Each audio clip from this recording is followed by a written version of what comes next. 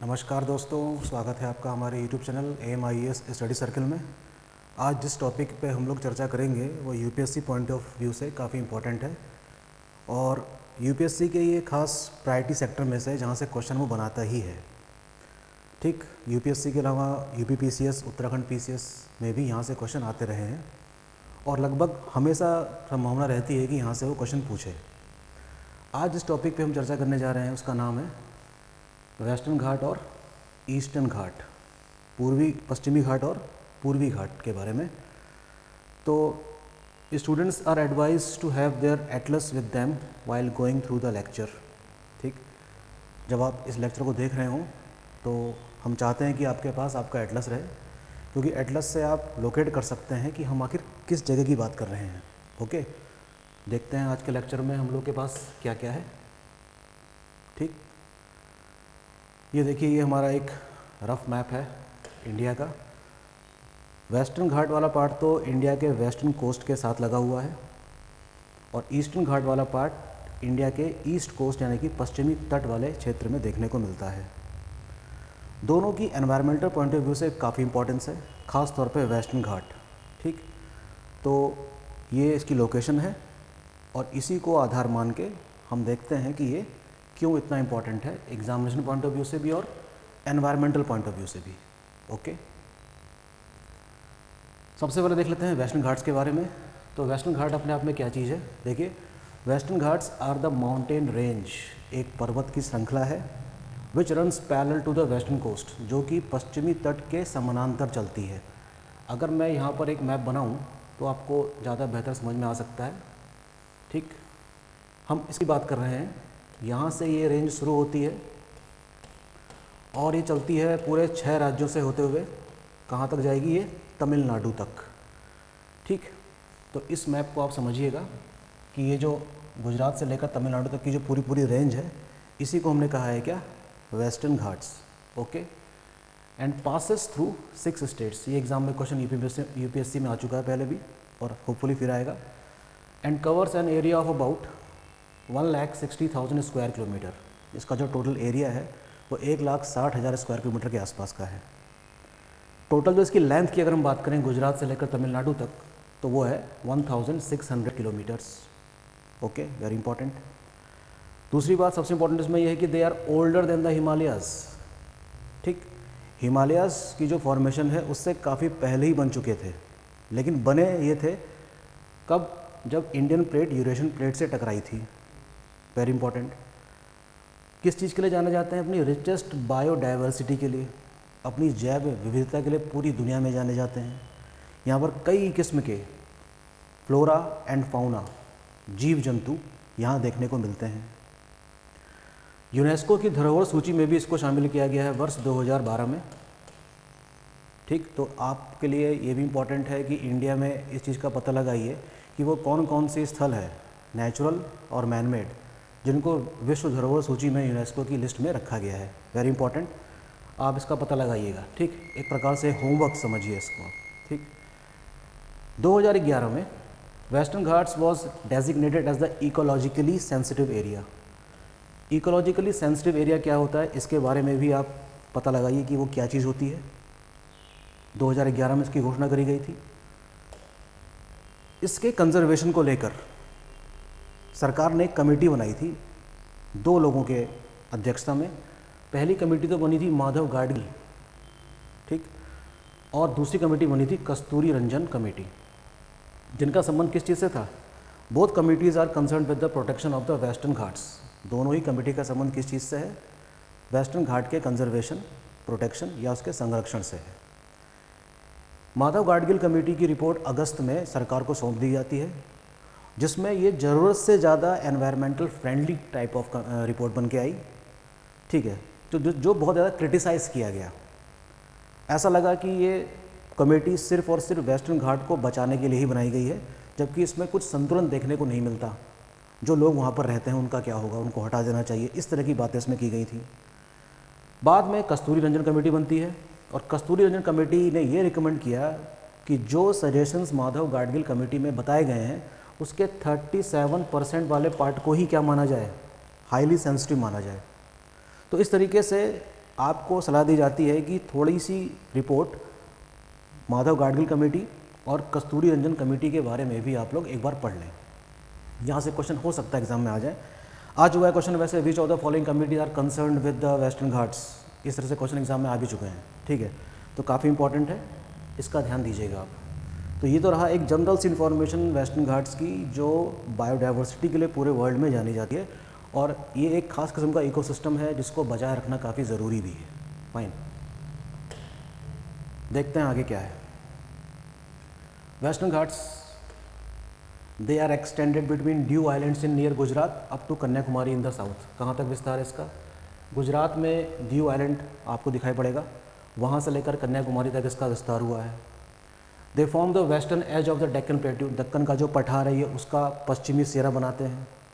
They appears to rising abruptly from the western coast plain to an altitude of 1 kilometre. Abruptly का मतलब यहाँ पर ये है कि अचानक से मतलब ऐसे खड़ी चढ़ाई आपको दिखाई देगी जब आप इसको यहाँ से देखते हैं तो, जबकि इसका जो स्लोप है जो ईस्टर्न की तरफ है वो थोड़ा सा जेंटल है। दैट इज़ वेरी इंपॉर्टेंट कि यहाँ पर इसकी जो गहराई वो काफ़ी स्टीप है, जबकि हम इस तरफ जाते हैं, जब इस तरफ जाएंगे तो आपको थोड़ा सा ये जेंटल सी स्लोप दिखाई देगी। Very important. They have a gentle slope towards their eastern edge, जो कि मैंने अभी आपको बताया। Forms the Deccan plateau and don't appear to be a tall range of the hill. वही बात, जब हम इसको यहाँ से देखते हैं तब ये बहुत ऊंची एक पर्वत की जो रेंज है वो नहीं दिखाई पड़ती, एक स्लोप टाइप का दिखाई देता है। जबकि अगर हम इसको वेस्टर्न पार्ट से देखें तब एक एब्रप्टली एक दीवार जैसी खड़ी हुई दिखाई पड़ती है हमको। That is very important. They were formed due to faulting along the western edge of the Deccan plateau. Fault यानी कि भ्रंश। जब इंडियन प्लेट यूरेशियन प्लेट से टकराई थी, उसके परिणाम स्वरूप फॉल्टिंग की वजह से इस पूरी रेंज का निर्माण हुआ था। Very important again.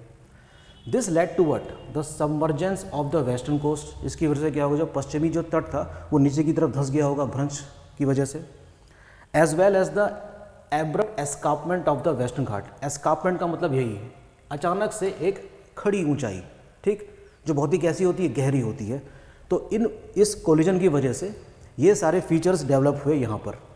दूसरी बात, अगर हम वेस्टर्न घाट की अगर ऊंचाई की बात करें तो जब हम साउथ से नॉर्थ की तरफ जाते हैं तो आपको एक इम्पॉर्टेंट बात ये पता चलेगी कि यहाँ पर इसकी ऊंचाई ज़्यादा है, और जैसे जैसे हम नॉर्थ की तरफ जाते हैं उसकी ऊंचाई उससे लगातार थोड़ी क्या होती रहती है, कम होती रहती है, और यहाँ पर ये सबसे कम हो जाती है। इट मीन्स व्हाट, इसका मतलब ये हुआ कि ये एक बैरियर का काम करती है एक ओरोग्राफिक रेनफॉल को करवाने के लिए। तो जब मानसून की रेनफॉल होती है जिसकी शुरुआत केरला से मानी जाती है, तो this part of India receives maximum rainfall, और यहाँ पर जो बारिश होगी वो उससे कम होगी। उसके भी नॉर्थ में जाएंगे तो उससे भी कम होगी। So the rate of rainfall, rate of precipitation decreases when we goes from south to north part. Important. अब सवाल ये है कि इसकी ऊंचाई ज़्यादा क्यों हो गई, इसकी इससे कम क्यों है, और उसकी सबसे कम क्यों है। तो इसको ठीक ऐसे समझिए कि एक तेज़ चलने वाली कोई बाइक जब टकराती है किसी से तो अचानक से उसका पीछे वाला हिस्सा उठ जाता है। मैं फिर से कहूँगा इस बात को, जब कोई तेज़ चलने वाली बाइक या ट्रक या गाड़ी अगर किसी तेज़ से अचानक से टकराए तो उसका पीछे वाला हिस्सा थोड़ा ऊपर की तरफ उठ जाएगा। तो that exactly happened in this case also, कि जब इंडियन प्लेट यूरेशियन प्लेट से टकराई थी तब इसका ये वाला हिस्सा अधिक ऊंचा हो गया होगा। इंपॉर्टेंट। ओके, अब इसको थोड़ा और अगर हम क्लासीफाई करने की कोशिश करें तो हम इसको 3 पार्ट में डिवाइड कर देते हैं। नॉर्थ सेक्शन यानी कि उत्तरी भाग, मध्य भाग और इसका दक्षिणी भाग। नेक्स्ट स्लाइड में इसी के बारे में हम पढ़ेंगे, उत्तरी और मिडिल और उससे भी नीचे। ये देखिए, बात करते हैं पहले नॉर्दर्न सेक्शन की। The western Ghat of this section, यानी कि इतने वाले हिस्से की बात हो रही है जो गुजरात से लेकर महाराष्ट्र के बीच में है, इज़ नोन एज शियाद्री। इसको हम शियाद्री कहते हैं। They are located in Maharashtra. इसकी लोकेशन आपको महाराष्ट्र में दिखाई दे रही होगी, आप पहचान लीजिएगा इसको मैप देखते समय। औसत ऊंचाई यहाँ पर शियाद्री की कितनी है, 1200 मीटर है। कहाँ से ऊंचाई नापी जाती है आपको पता ही है, above mean sea level. Important. Sahyadri are made up of volcanic igneous rock. Exam में क्वेश्चन आ सकता है कि इसका कंपोजिशन किस चीज़ से हुआ है। वॉल्केनिक ओरिजिन यानी कि ज्वालामुखी के जो वो है मैग्मा जब जमा हुआ होगा, जब जम गया होगा, तब वहाँ पे जो रॉक्स बनी उसको बेसाल्ट रॉक कहते हैं, ये उससे फॉर्म हुआ है। Hence they are geologically younger than the rocks in the other section of the western Ghats. कहा जाता है कि वेस्टर्न घाट के जो दूसरे पार्ट है जहाँ पर रॉक्स पाई जाती हैं ये उससे नई है, इससे पहले बन चुकी थी ये। ओके, एक पठार का नाम आपको देखने को मिलेगा यहाँ पर जिसको हम कहते हैं महाबलेश्वर पठार, जिसकी is the highest region of the Sahyadri. Sahyadri का सबसे ऊंचे स्थानों में से है महाबलेश्वर पठार है। मैप में आपको क्लियरली दिखाई देगा। और कृष्णा नदी का उद्गम इसी पठार से होता है। हम जब रिवर की जब सीरीज़ बनाएंगे तो बताएंगे रिवर सिस्टम के बारे में।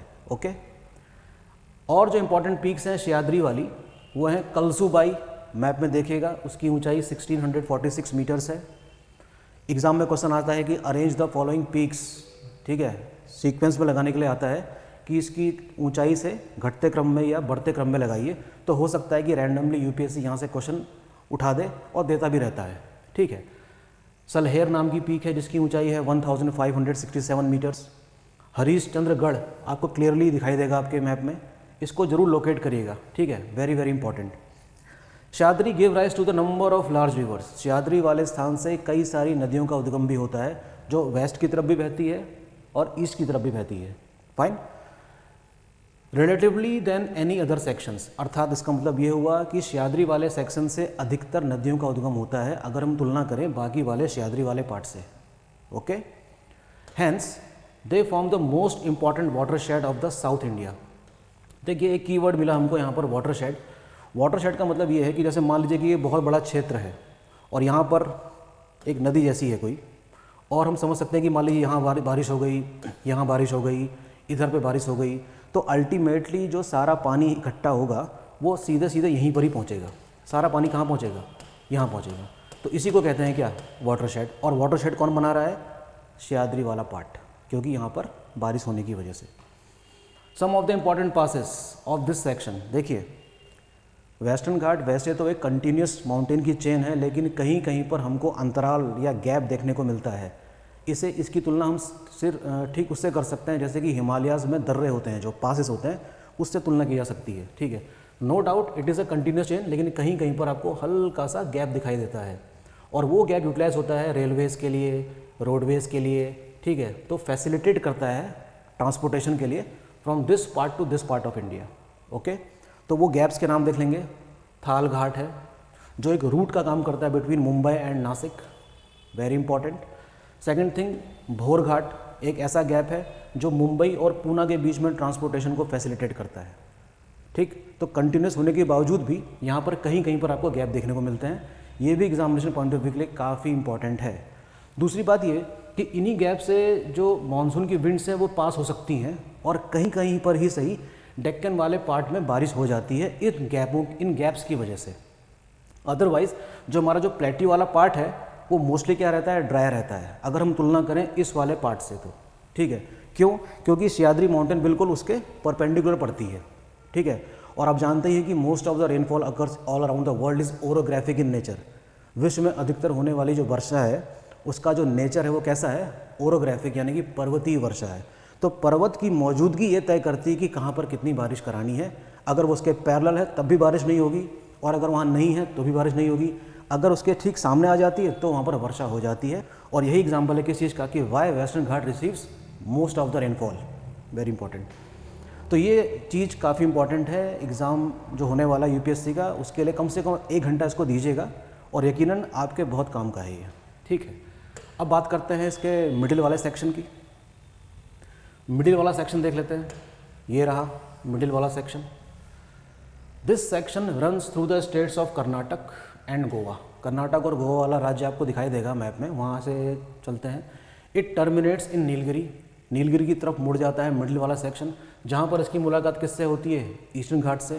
तो हम कह सकते हैं कि Nilgiri is the meeting point of western Ghat and eastern Ghat. लेकिन इसका मतलब ये नहीं है कि इसके बाद साउथ वाला जो सेक्शन है वो वहाँ पर ख़त्म हो जाएगा, नहीं, वो रन करता रहता है। कहाँ तक जाएगा? वो केरला और तमिलनाडु तक। Okay, Baba Budan hills are the major part of this section, जो कॉफ़ी प्रोडक्शन के लिए जाना जाता है। बाबा बुदान नाम के एक संत थे, उन्होंने ही कॉफ़ी के बीन्स यहाँ पर लेकर आए थे और ऐसा माना जाता है कि उन्होंने ही कॉफ़ी प्रोडक्शन इंडिया में वहाँ से शुरुआत मानी गई है।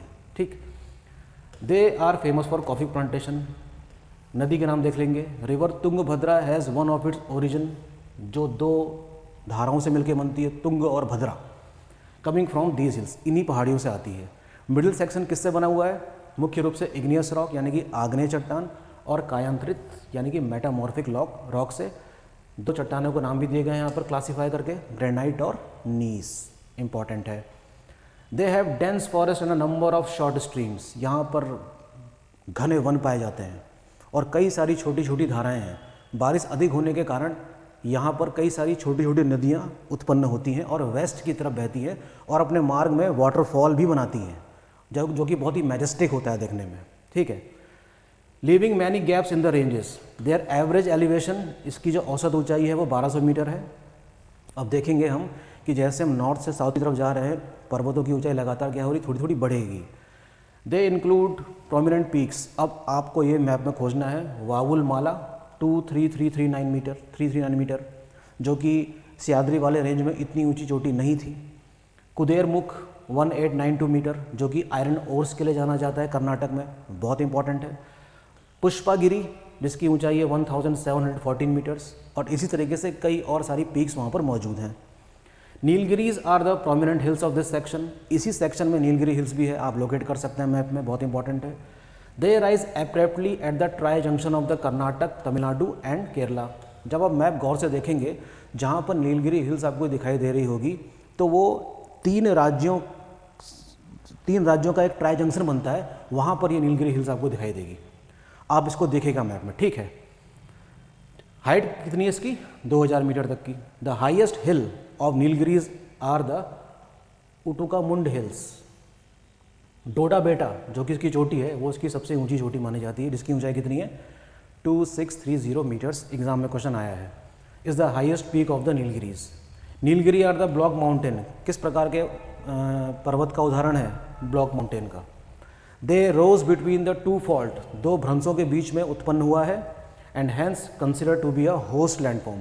होस्ट एक खास किस्म की लैंडफॉर्म होती है, जो मैं आपको एक लेक्चर में बताने की कोशिश करूंगा अगले, कि कैसे इस तरीके से एब्रप्टली आप राइज देखेंगे और वो जो फॉर्मेशन है वो होस्ट या ब्लॉक माउंटेन की तरह दिखाई देती है। दिखने में ब्लॉक माउंटेन और होस्ट एक जैसे होते हैं, लेकिन उनकी जो फॉर्मेशन है वो अलग अलग तरीके से होती है। That is important.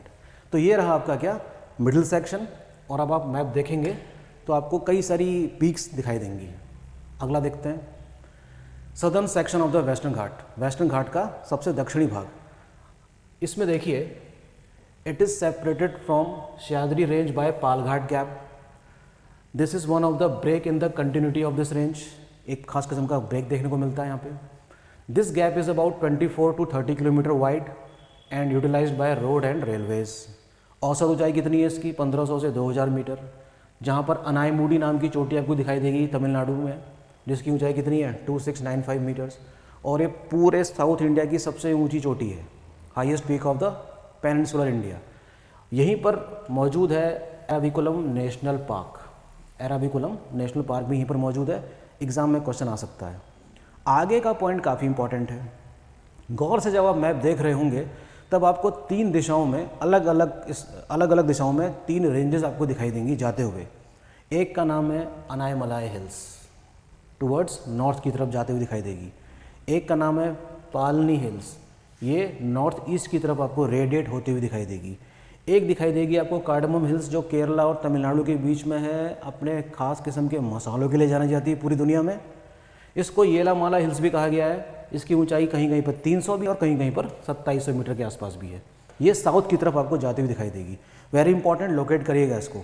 Okay, next, ये तो हो गया आपका वेस्टर्न घाट। ठीक, तो वेस्टर्न घाट के बारे में हमने देखा कि वो एक कंटिन्यूस माउंटेन चेन है जो मानसून के टाइम पे बहुत ही इंपॉर्टेंट भूमिका निभाती है। इसका प्रोटेक्शन ज़रूरी है और यूनेस्को की धरोहर सूची में ये शामिल भी है।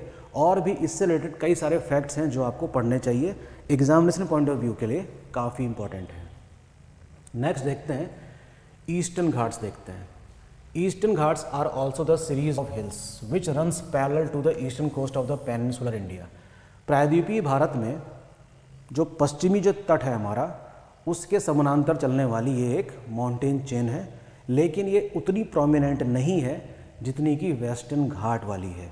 वो कंटिन्यूस माउंटेन चेन है। ये कहीं कहीं पर आपको ब्रेक दिखाई देगा, और इस ब्रेक को फिल करने का काम किसने किया है? कृष्णा, गोदावरी, महानदी जैसी बड़ी बड़ी नदियों ने। मैप देखेंगे आपको सब कुछ दिखाई देगा उसमें। Okay, it starts from the Mahanadi in Orissa, और वैगई नाम का स्थान है तमिलनाडु में, वहाँ तक आपको चलती हुई दिखाई देगी। ये रहा वो, उड़ीसा से लेकर वैगई तक। आप देख सकते हैं कि किस तरीके से ये एक चेन है, लेकिन यहाँ पर ब्रेक भी है। These are not continuous chain of hills like western Ghat, जो कि मैंने अभी बताया। और कई स्थानों पर क्या है, ये इसमें अंतराल या ब्रोकन देखने को मिलेगा। They almost disappear. जब आप गोदावरी और कृष्णा नदी को देख रहे होंगे, उनके डेल्टा को फॉर्म होते हुए देख रहे होंगे, तो आपको दिखाई पड़ेगा कि ईस्टर्न घाट पूरी तरीके से गायब है। ठीक है, दिखाई ही नहीं देता। इसलिए हम देखते हैं कि इसको दो पार्ट में डिवाइड कर देना चाहिए। नॉर्दर्न पार्ट जो इन नदियों से नॉर्थ में है, सदर्न पार्ट जो इन नदियों के साउथ में है। अगर हम बात करें इसके हिली कैरेक्टर की, तो देखेंगे कि जो इसका नॉर्दर्न वाला पार्ट है, वहाँ पर ही हम ये इसको एक माउंटेनियस फॉर्म में कंटिन्यूस देख सकते हैं। चौड़ाई इस इलाके की 200 किलोमीटर के आसपास की है उत्तरी भाग में, जबकि दक्षिण में जाएंगे तो इसकी चौड़ाई थोड़ी सी क्या हो जाती है, कम हो जाती है। चौड़ाई ज़्यादा होगी तो जाहिर सी बात है कि ऊंचाई भी इसकी कम ही होगी। ठीक है, रेंजेस के नाम देखेगा मैप में, मलिया रेंज है एक है Madugula range, are two important range of northern part. Very very important, exam में क्वेश्चन ऐसे आ सकता है कि मलिया रेंज और मडुगुला रेंज निम्नलिखित में से किस श्रेणी का भाग है। हो सकता है आपको वेस्टर्न घाट के नाम दे दे, ठीक है, हो सकता है आपको ये कह दे कि वो साउथ वाले पार्ट का, ईस्टर्न घाट का, तो पहचानना जरूरी है। You need to be very careful while reading this. औसत ऊंचाई कितनी है मलिया रेंज की? 900 से 1200 मीटर के आसपास। महेंद्रगिरी नाम की पर्वत का नाम आपने सुना ही होगा, जो यहाँ की सबसे ऊंची चोटी है। इसकी ऊंचाई है 1501 मीटर। मलिया रेंज की सबसे ऊंची चोटी है। ध्यान देने वाली बात है, आपको उड़ीसा के मैप में दिखाई पड़ेगी। ठीक है, आगे देखते हैं। होपफुली आपको लेक्चर समझ में आ रहा होगा। मडुगुला रेंज जो है, इसकी ऊंचाई मलिया रेंज से ज़्यादा है। औसत ऊंचाई कितनी है? 1100 से 1400 मीटर के आसपास। इसकी जो सबसे इम्पोर्टेंट पीक है वो है अरमाकोंडा, गलीकोंडा। ढूंढेगा इसको अपने मैप में, और ये महेंद्रगिरी से भी क्या हैं, ऊंचे हैं। ठीक, अरमाकोंडा और गलीकोंडा। ये तो हो गया नॉर्थ पार्ट वाला सेक्शन ईस्टर्न घाट्स का। अब बात करते हैं सदर्न पार्ट की, दक्षिणी भाग। ईस्टर्न घाट का जो दक्षिणी भाग है वो कृष्णा नदी के बाद उभरता हुआ दिखाई देता है। कहाँ पर? आंध्र प्रदेश में। जब आप मैप देख रहे होंगे एटलस, तो आपको कई सारी रेंजेस के दर्शन होंगे वहाँ पर। एक तो है उसमें से कौन सी? नल्ला मलाई रेंज, जिसकी एवरेज हाइट है 600 to 850 मीटर्स नॉर्थ में। एक रेंज दिखाई देगी आपको पालकोंडा रेंज, जो कि इसके साउथ में है। To the south of these ranges, इनके भी दक्षिण में तमिलनाडु में दिखाई देगी आपको जावदी हिल, शेवरॉय हिल्स। ठीक, जो काफ़ी इंपॉर्टेंट है, और इनको नॉर्थ टू साउथ लगाने के लिए, साउथ टू नॉर्थ लगाने के लिए, ईस्ट टू वेस्ट लगाने के लिए क्वेश्चन आते रहे हैं। ध्यान दीजिएगा, काफ़ी इंपॉर्टेंट है। एक है बिलीगिरी रंगम रेंज, जिसकी ऊंचाई है 1279 मीटर्स, कोयम्बटूर डिस्ट्रिक्ट में लाई करती है। और दोबारा फिर से यहाँ पर चीज़ रिपीट करी गई है, वो ये कि ईस्टर्न घाट और वेस्टर्न घाट कहाँ पे मिल जाते हैं? नीलगिरी हिल्स में, जो कि एक ट्राई जंक्शन का काम करती है।